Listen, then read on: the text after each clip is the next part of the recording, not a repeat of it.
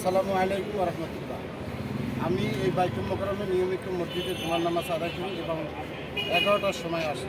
আগে হুজুর ইউনিয়ন সাহেবেরা দেখছি 11টা থেকে বয়ান শুরু করে, এই জন্য আমি আসছি। কিন্তু আজকে 11টা থেকে কোনো হুজুর আসে না, বয়ানও করে না। কিন্তু 11টার দিকে কিছু সংখ্যক ছেলেপেলে মানে হুজুর ওরা ওই দক্ষিণ গেট দিয়ে ঢুকছে এবং সদ্যই হবে তারা আইসা প্রথম কাতারে তারা বসে গেল।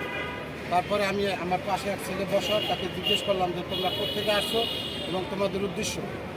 তারা বললো যে আমরা গোপালগঞ্জ থেকে আসছি এবং আমাদের উদ্দেশ্য হলো হযরত মুহাম্মদ সাল্লাল্লাহু আলাইহি সাল্লাম সম্পর্কে কটূক্তি করছে, এর প্রতিবাদে আসছে।